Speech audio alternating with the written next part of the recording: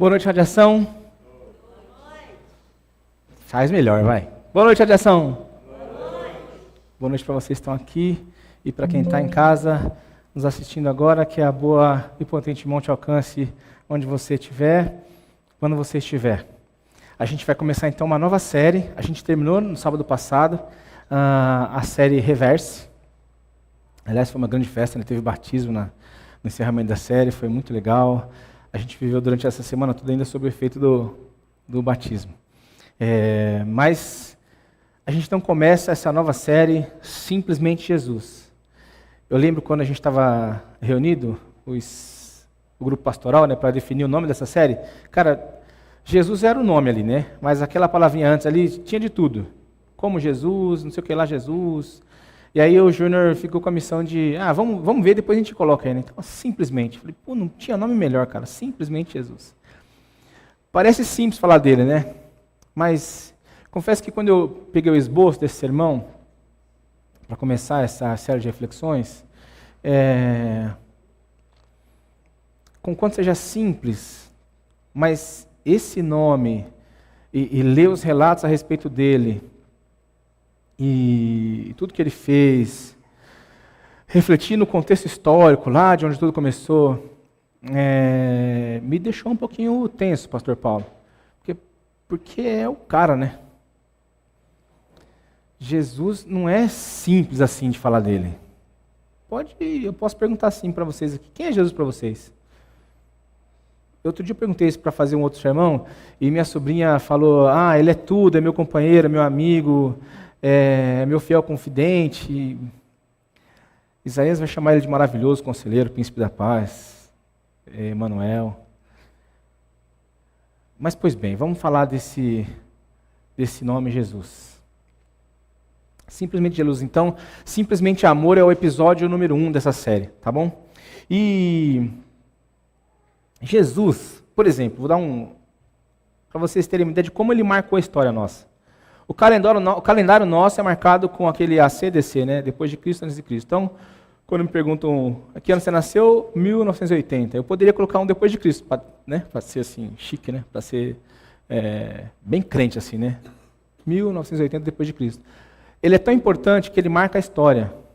O nosso calendário, o calendário da maioria dos povos, é marcado. Mesmo quem não segue o cristianismo, mesmo quem não tem Jesus como verdadeiro, reconhece que, como verdadeiro Deus, obviamente, né? Reconhece que Jesus é um marco importante na história da humanidade. A gente vai encontrar relatos desse Jesus, desse fato histórico, na Bíblia e fora da Bíblia.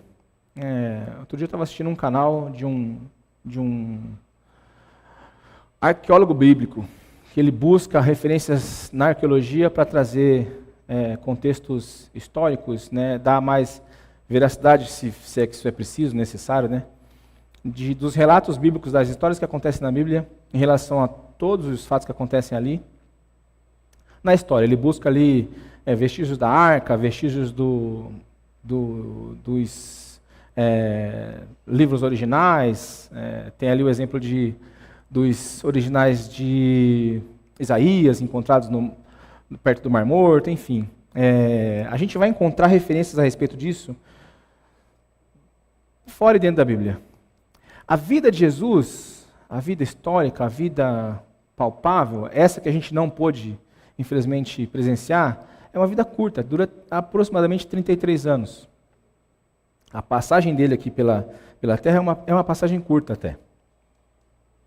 Jesus vive o seu ministério, sofre a crucificação romana, castigo dado aos piores bandidos da época, aquilo que eles reservavam para os piores seres humanos daquela época. Mas logo depois ele também se torna o primeiro ressuscitado da história, né? Jesus é o primeiro ressuscitado da história para uma vida abundante para sempre.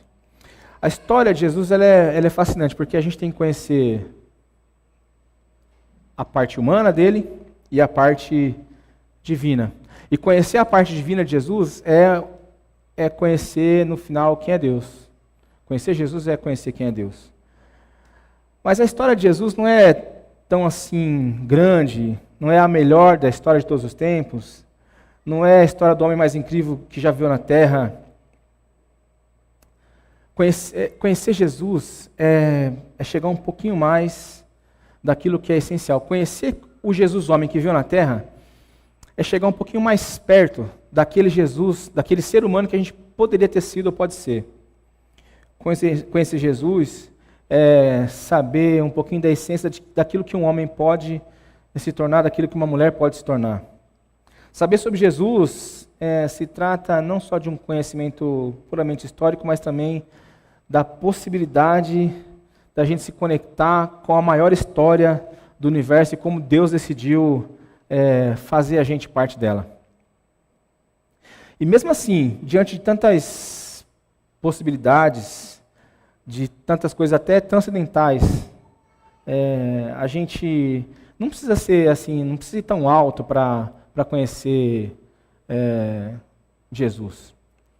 Tem uns relatos muito importantes na Bíblia, os 4 evangélicos, Marcos, Mateus, Marcos, João e Lucas, trazem relatos desse ser humano que Jesus foi, enquanto ele veio com a gente aqui.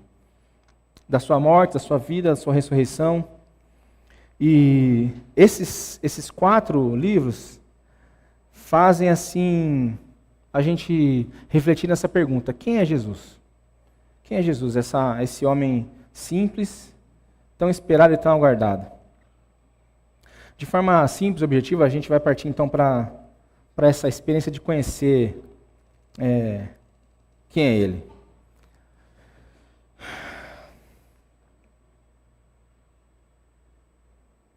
Aqui foi. Então, o primeiro relato a respeito dos antepassados de Jesus, de como a história toda se desenrolou, está no primeiro evangelho, Mateus. No primeiro livro de Mateus, no primeiro evangelho, Mateus capítulo 1, já tem um registro ali a respeito de quem era Jesus, de onde ele veio. Né? Isso é importante a gente saber, para conhecer um pouco mais sobre ele, quem era Jesus. Então, o versículo diz exatamente isso aí. Ó. Esse é o registro dos antepassados de Jesus Cristo, descendente de Davi e de Abraão. Se você ler Mateus 1 até o 17, talvez 18, você vai ver a árvore genealógica toda ali. Quem gerou quem, aí Isaac gerou, e foi chegando, aí Jessé gerou Davi, aí a árvore genealógica segue, até que alguém gera José, que era marido de Maria, que gerou Jesus. Essa é a árvore genealógica de Jesus. E saber um pouquinho da ancestralidade sobre Jesus, sobre essas conexões com o passado, essa herança e o legado que ele tem com seus pais, seus avós, é importante para, além do relato histórico, fazer a gente entender assim, por que ele viveu da forma como ele viveu, da maneira como ele viveu, e por que ele foi trazido para cá para fazer a obra que ele fez. Conhecer um pouquinho da ancestralidade. Melhorou agora o microfone, hein? Ficou bom agora, hein? Agora ficou bom. Conhecer sobre nosso passado, de onde a gente vem, é importante. Vocês, se buscarem na internet, vão ver relatos de pessoas, especialmente, eu vi muitos relatos desses, né? Especialmente pessoas afrodescendentes buscando saber do seu DNA, de que origem, de que país veio, né? Onde começou a sua história, a sua família. Pessoas tentando entender, buscar não ancestralidade, entender por que vive da maneira que vive, por que age da maneira que age. Por exemplo, vocês viram meus pais aqui na semana passada? Quem estava aqui semana passada viu meu pai e minha mãe, né? Vem, o seu Zé Pedro e Dona Eva. Seu Zé Pedro e Dona Eva. Seu Zé Pedro, filho da Dona Adriana Maria e do seu Pedro Emanuel. Ele carrega o nome do meu avô. A minha mãe é filha de Eudebrando Jordão Nunes e Custódia Machado Nunes. Meu avô era carvoeiro. Minha avó, sitiante, né? E passaram para os meus pais alguns valores. Aí meus pais passaram alguns valores para a gente também. Então, os valores que meus pais passaram ditam muito a maneira como a gente cresceu, como a gente viveu, como a gente foi ensinado. Por exemplo, para os meus pais era muito importante a questão do trabalho. Eu acho que explica muita coisa na minha vida hoje em dia. Né? Desde pequeno, outro dia, numa conversa nossa aqui do Radiação, a gente estava ali numa conversa e tal, e eu disse, cara, eu sei trabalhar, meu. É isso que eu faço, eu sei trabalhar. E depois refletindo assim, de onde vem essa vontade toda, né? esse foco no trabalho. Vem muito dos meus pais. Meu pai trabalhou 30 anos na Duratex, se aposentou lá, torneiro mecânico. Minha mãe, dona de casa, depois diarista, depois comerciante, e agora cuida do meu pai. Meu pai não consegue fazer muita coisa, minha mãe cuida do meu pai. Ela atura meu pai agora. Mas a vida inteira eu só lembro assim, memórias que eu tenho dos meus pais, trabalhando, cara. Eu lembro dos meus pais trabalhando. Alguma memória assim de um passeio, ou de uma, sei lá, confraternização, mas eu não lembro assim de alguma coisa de reunião de família, assim, entre só nós. Eu me lembro muito assim da minha mãe trabalhando, chegando em casa, saía de manhã e voltava de noite. Meu pai saía de madrugada e voltava à noite também. Aí umas coisas que marcavam assim a gente era que meu pai tinha o hábito de passar na banquinha do seu Zé, que tinha na frente da Deca. Ele comprava 5 choquitos, 5 prestígios, 5 saquinhos de amendoim e trazia um para cada um. E quando ele chegava a gente já estava dormindo, ou quando ele saía a gente ainda estava dormindo, né? Ele deixava na cama de cada um assim, para dizer assim, ó, passei por aqui. Essa é a memória que eu tenho do meu pai. Da minha mãe, a memória que eu tenho dela às vezes voltando para casa depois de um dia inteiro de trabalho. E aí às vezes a gente ficava esperando ela chegar, porque geralmente ela trazia alguma coisa boa para a gente, mas muito sofrida, né? Aquela vida sofrida assim. Mas trabalho, veja, a referência era trabalho. Eles trabalhavam, cara, porque o foco era comprar a casa que a gente tinha, que era alugada, o foco era formar patrimônio, né? Eles nasceram na década de 50, então quem nasce nessa época tem a questão de formar patrimônio para deixar para os filhos, né, cara? E eles fizeram essa missão muito bem. Então alguns valores eles passaram para a gente, mas o principal é trabalho. Isso me explica muito como eu vivo hoje em dia, assim. Não estou culpando eles, mas explica bastante coisa, né, de como é a nossa vida hoje, né? Como a gente foca muito no trabalho, tanto eu quanto a minha esposa. Repare que a ancestralidade, né, a gente entender de onde a gente vem, os valores que a gente recebe, é importante para entender como a gente vive e, de repente, até para entender o papel que a gente tem no mundo, por que a gente está aqui, para que está aqui, como vive, para que vive, e até para reequilibrar as coisas. E Jesus, quando ele é tratado ali como o filho de Davi, né, descendente de Davi e de Abraão, algumas traduções vão chamar de filho de Davi e filho de Abraão, tem uma explicação por que Mateus trata Jesus, Cristo, com esses adjetivos, né? Não é à toa que ele é tratado dessa maneira. Jesus, o filho de Davi, ele nasceu para ser rei. Se você lê em casa a genealogia de Mateus 1, você vai ver que Davi está no meio da genealogia ali. Davi está no meio. Então, do ponto de vista político, prático, Jesus até era digno de ocupar a posição de rei de Israel, porque ele tinha a descendência, né? Ele poderia até ocupar essa posição. Ocorre que Jesus, filho de Maria, filho de José, não está, ser chamado de filho de Davi, não está apontando ali para o reino político, o rei que vai exercer poder sobre o território, ali as terras, as províncias. Não era isso.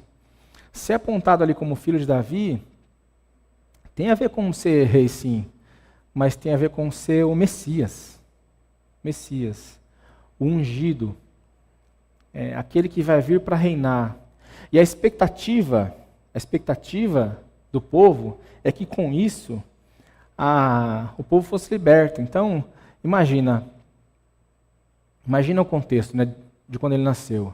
Roma ocupava o território deles, exercia domínio, era uma colônia ali, né? Digamos assim, uma colônia, né?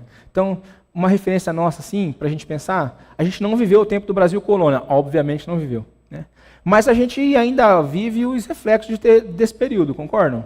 Muita coisa que aconteceu lá há, sei lá, 500 anos atrás, há 500 anos, ainda reflete sobre a maneira como a gente vive, como a gente se relaciona com outros países, como a gente se relaciona um com os outros. Há quem diga que nas Caravelas só veio gente boa para cá.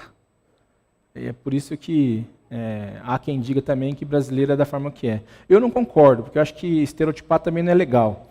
Mas que tem reflexo sobre como as coisas são feitas por aqui. Tem uma música que diz, desde a época de Cabral, né, que a coisa já não anda bem.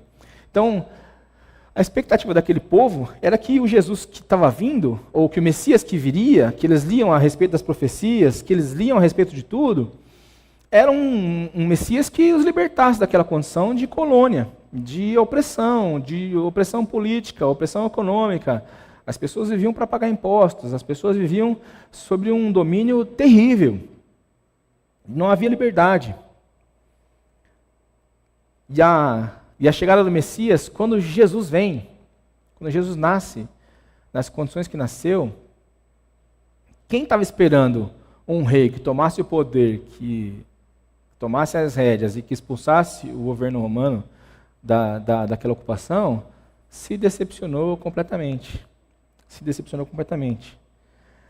Israel, aquele povo, tinha memórias do período em que Israel era forte, era uma nação rica, estabelecida, com exércitos, que ia para as batalhas em nome de Deus e ganhava as batalhas, e Deus derrotava todos os inimigos. Como assim esse Jesus agora que vem é um Jesus, é um Messias manso? É um Jesus que diz que o reino dele não é daquele lugar, que ele vem para inaugurar o reino do Pai. Como assim esse Messias? Esse não pode ser Messias. Mas era. O filho de Davi era o Messias prometido em todas as profecias até aquele tempo, para ocupar e para inaugurar um reino que não era deste mundo, mas que vinha para fazer exatamente aquilo que era propósito dele fazer, aquilo que Deus havia colocado. Jesus nasce numa família de improváveis, nasce numa família simples. Jesus nasce em condições e vive em condições simples, nada de glamour, nada de luxo, nada de altivez, pelo contrário. O Júnior, na semana passada, fala do episódio em que o soldado vai prender Jesus e Pedro pega a espada, dá na orelha de Jesus, Pedro pega a espada, dá na orelha do soldado, e Jesus, ao invés de falar assim, isso bem feito para o soldado, mata ele mesmo. Jesus, não, o que você está fazendo, cara? Calma, para.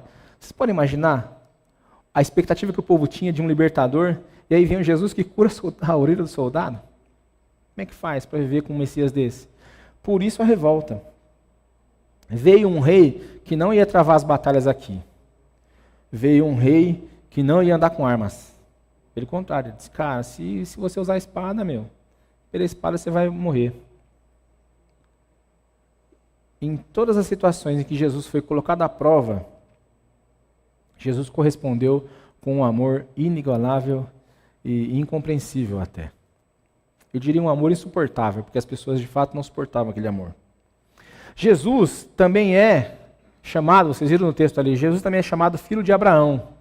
Jesus nasceu para ser bênção a todas as pessoas. Abraão tinha uma antiga profecia, talvez a mais antiga, em que Abraão seria bênção para todas as nações, dele nasceriam grandes nações, grandes povos, e eles seriam bênção para todos os povos. Acontece que,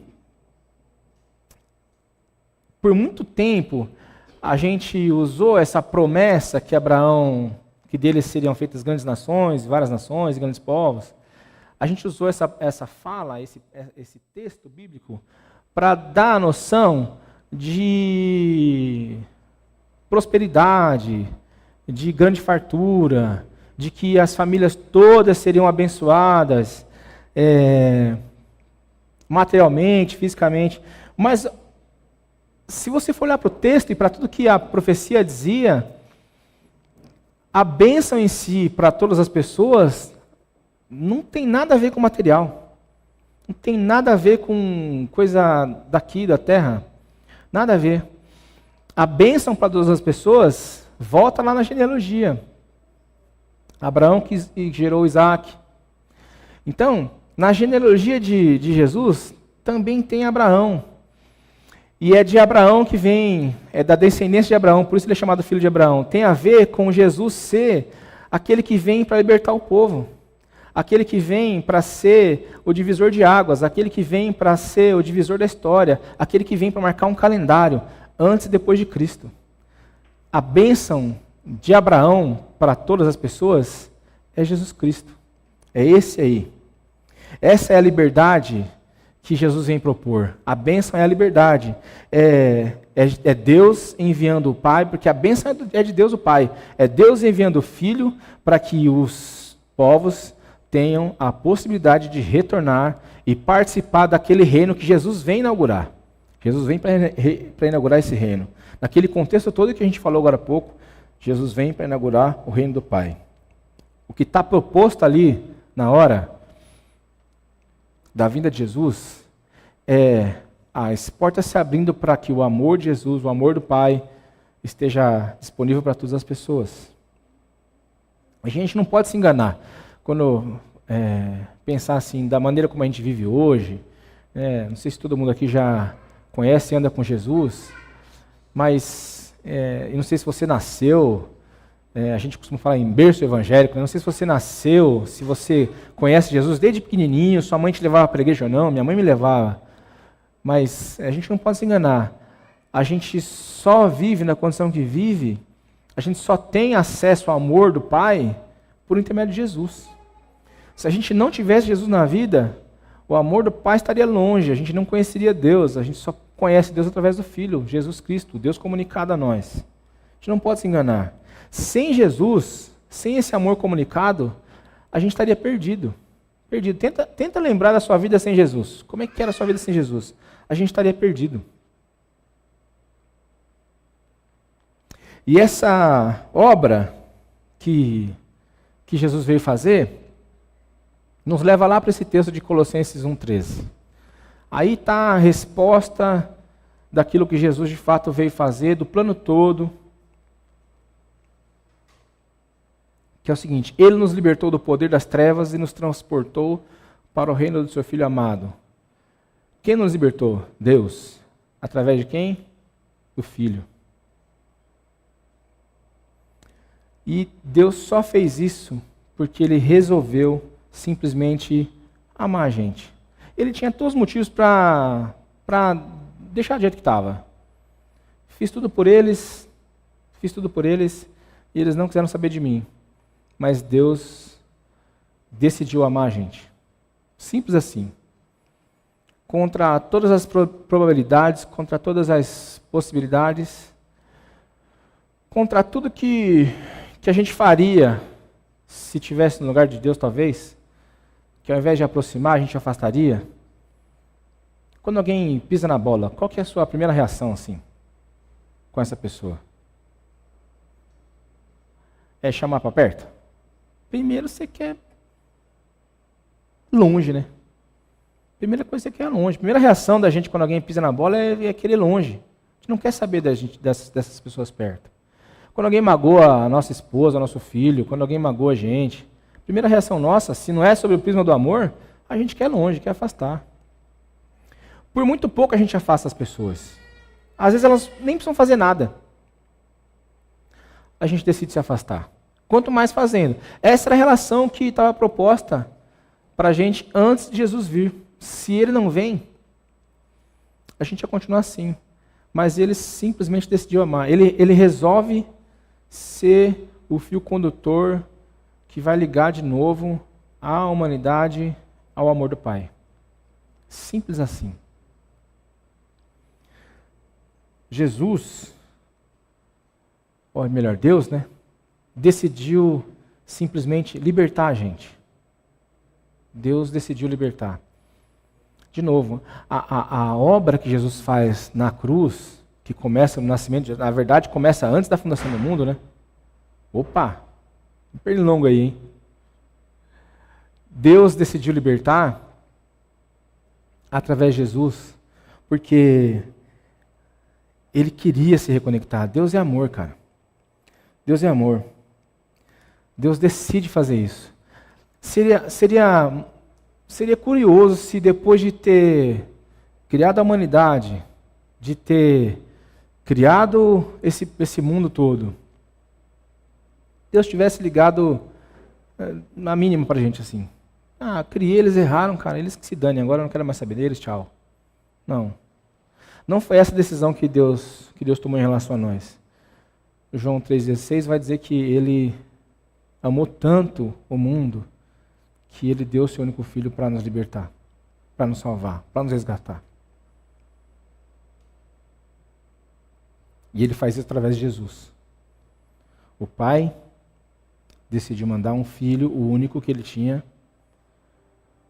em resgate de muitos.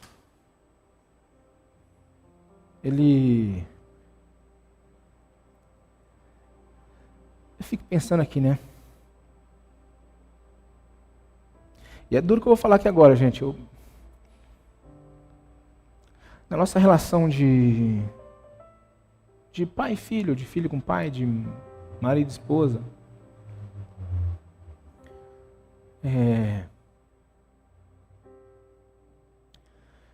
quantas vezes a gente vai para o embate? Em qualquer relação, tá? A decisão mais fácil qual é? A do rompimento. Hoje, com as relações tão estremecidas, com aquilo que Barman vai chamar de sociedade líquida, ou seja, tudo é muito rápido, muito ágil, tudo é muito superficial, líquido, evapora. A decisão mais fácil é largar a mão. É largar a mão. Porque refazer dá trabalho demais. Refazer dá trabalho demais. Reconstruir dá trabalho. É duro o que eu estou falando aqui agora. Para mim, sobretudo.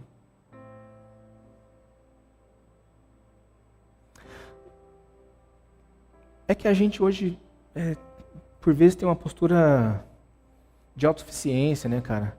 A gente vive tão na correria, não sei qual que é a sua, eu sei da minha, que a gente não para pensar às vezes, né, que se não fosse Deus,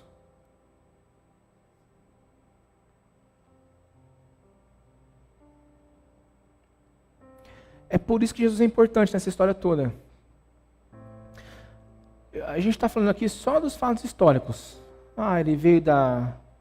Ele é filho de Abraão, ele é filho de Davi, ele viveu 33 anos, ele nasceu de Maria, tudo fato histórico. Mas a gente não pode perder a noção do papel que ele exerce hoje na nossa vida. De que se a gente não volta os olhos para ele, se a gente não volta o coração para ele, a mente, não se conecta com ele, cara, é muito fácil desconstruir. É muito fácil. Vai num clique, cara, quando você vê já está longe. As relações se complicaram. Vai ficando mais longe. E quando você perceber, foi.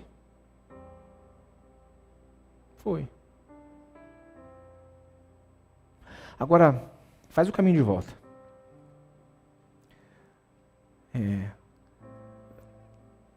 Pega essa ação libertadora de Jesus e põe de novo no centro, no prumo da vida, assim. Pega ele e põe de novo no prumo da vida. E tenta desfrutar dessa ação libertadora. A gente não pode ficar se achando autossuficiente, como eu disse, mas também não pode pensar assim que tudo que ele fez é história que ficou lá na cruz. Não. Também não pode achar... É verdade, a gente foi liberto, salvo, e estamos aí tocando a vida. Mas não dá para pensar que ele não pode, de novo, reconstruir aquilo que se perde. No dia a dia, entende? Aquele pecado original, que pecado que está no mundo, esse pecado geral, o pecado capital, que afastou os seres humanos do Pai, esse foi resolvido na cruz, esse foi. Cravado, a gente está nele e a palavra dele nos garante que nenhuma condenação há para aqueles que estão em Cristo Jesus. Isso é verdade. Mas tem uns efeitos práticos que a gente pode fazer essa ação libertadora no dia a dia nosso, relembrando todos os dias de que Ele sim nos liberta para uma nova vida. Todos os dias, todos os dias, todos os dias. Essa liberdade que Jesus vem trazer propicia para nós a possibilidade de viver aquilo que Jesus tem para a gente viver. Vida abundante, vida. É isso que Ele quer para nós, vida. Vivam, sejam produtivos, sejam criativos. Eu lembro uma vez que eu ouvi uma explanação a respeito do momento da criação, quando Deus fala para Adão e Eva, né? Vão lá, dominem sobre tudo, sobre todos, dominem sobre os animais, sobre a terra, sobre a fauna, a flora. Aí alguém disse assim, Deus estava dizendo para a gente, sejam criativos, vivam na plenitude. Essa era a vida proposta para a gente. E que o primeiro Adão, como condição, atrapalhou. Mas a boa notícia é que Jesus é o segundo Adão. Se o primeiro Adão destrói essa relação, o segundo Adão, Jesus, que aí sim é o padrão, torna de novo possível a gente viver uma vida abundante. O lance é nos conformar, que também tem isso, gente. Se a gente se conformar com o que está ruim, se a gente se conformar com o que não está legal e não se movimentar para arrumar, também aí vai. Quando a gente perceber, está longe, está ruim. Aí o casamento já acabou, aí nossos relacionamentos já acabaram. Um amigo bacana que você tinha, se perde. Perde o pai, perde a mãe. Tem um primo meu, que o pai dele, o tio Jonas, faleceu há 4 anos. E o tio Jonas dizia assim, a vida não tem replay. Era o lema do tio Jonas. Ele levava a gente para tudo que era lugar, assim. Tinha programação de jovem, cara, ele estava lá com a caravana, fazia a van, lotava o carro dele e ia embora. Porque ele dizia pra gente assim, a vida não tem replay, aproveita, cara, só tem uma. Essa aqui só tem uma. Desse jeito aqui só tem uma, aproveita. A proposta de Jesus nessa liberdade é isso, cara, aproveita. Pô, pra que complicar, cara? A vida podia ser tão boa. Aproveita. Você está livre de Jesus. E eu estou falando isso aqui, gente, minha cabeça está a 1000 por hora aqui. Aproveita. Aproveita. Viva a liberdade que Jesus propôs para você e para mim. Essa é a bênção que Deus promete a Abraão. Da sua descendência eu vou fazer nascer um, que vai ser bênção para todas as nações. Você, ser humano, você tem a liberdade de se expressar, de viver na máxima capacidade que Deus propôs para você a partir de Jesus. E um outro aspecto, e aí é uma proposta que Deus faz para a gente, é que nesse ambiente de liberdade, nesse ambiente de amor, nesse ambiente em que você é impactado e penetrado pelo amor de Jesus, é que você ame. Na semana passada, se você não estava aqui, eu recomendo você assistir ao último episódio da série Reverse, em que o Júnior fala que Jesus perguntava para Pedro se Pedro amava e ele respondia, eu gosto de você. Aí eu venho aqui agora nesse primeiro episódio da série Simplesmente Jesus e digo que a proposta dele é para a gente amar como Jesus. Parece impossível, parece até um contrassenso. Mas não é. Eu vou explicar. Parece que quem é impactado de fato, de verdade, pelo amor de Jesus, não consegue dar outra resposta em qualquer outra situação se não for com o mesmo amor. Entende? Vamos pensar aqui. Vocês imaginam como que foi a vida daquela mulher que encontrou com Jesus no poço? Que a Bíblia chama de mulher adúltera, né? Imagine como foi a vida dessa mulher depois impactada pelo encontro que ela teve com Jesus. Vamos falar de outro caso aqui. Imagine como foi a vida daquela mulher que foi pega em flagrante em adultério. Eu vou tentar lembrar uns exemplos aqui de homem também, para não ficar pegando pesado com as mulheres, tá? Mas olha só, imagine, porque o homem nessa situação ele correu, né? Ele foi covardão, né? Ele correu. Mas imagine como foi a experiência de vida daquela mulher depois daquele encontro. Qual era o correto, segundo a lei, fazer naquela situação em que alguém era pego em adultério? Fazer o quê? Apedrejar. Apedrejar. Taca a pedra, mata a pedrada. Jesus olha, desafia a multidão desafiada cai em si e vai pegando o caminho da roça, e fica ela, a mulher e Jesus ali. Ela levanta a cabeça, não tem ninguém. Jesus ama aquela mulher e diz assim, olha, vai, não peques mais. Imagina qual é a resposta daquela mulher. Vocês acham que quando ela encontrou uma outra mulher pega em adultério, você acha que ela apedrejou? Não, de jeito nenhum. Vocês imaginam como essa mulher não viveu a vida dela depois? Imagina Zaqueu. A última vez que eu preguei foi sobre Zaqueu, né? Imagina Zaqueu, que Jesus foi comer na casa dele. Alguém a quem desprezaria e mandaria passar longe. Imagina como foi a vida de Zaqueu depois. Pode imaginar? Agora imagina aí, corta para cá. Vou falar de mais um homem para a gente igualar, né? Para não ficar duas mulheres em um homem, tá bom? Imagina Bartimeu, o cego de Jericó. Como não foi a vida dele depois? Primeiro uma mudança física, né? E depois, a vida depois do encontro com Jesus. Amor, gente, amor. Amor. Jesus era o cara que, deparando-se com uma situação, ele mudava. Ele mudava. O amor, para mim, de Jesus, conquanto eu acho que o máximo que ele fez, mas está na vida do dia a dia dele, sabe?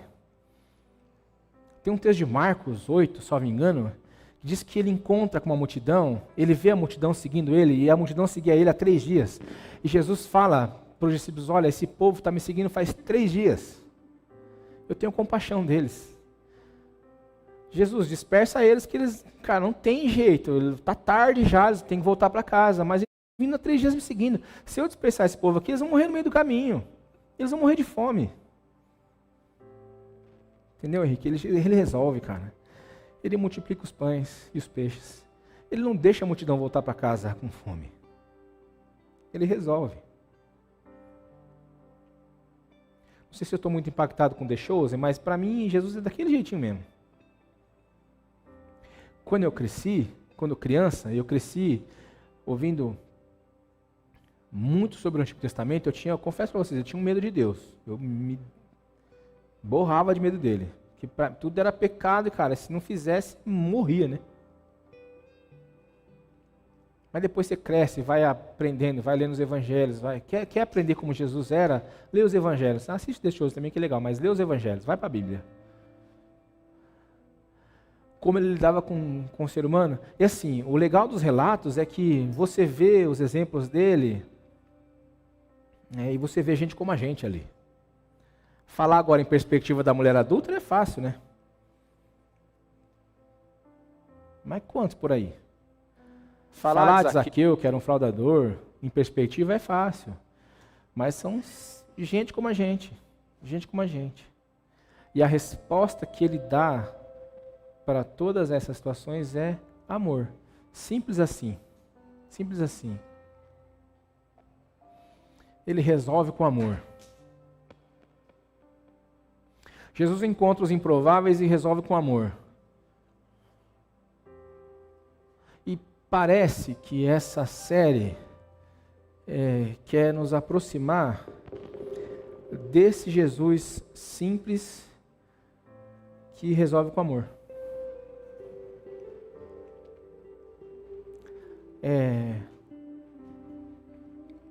Aquele povo, quando ouvia do Messias, esperava o leão da tribo de Judá, uma imagem de alguém poderoso, de alguém que viesse dar um golpe de Estado e acabar com todo aquele domínio.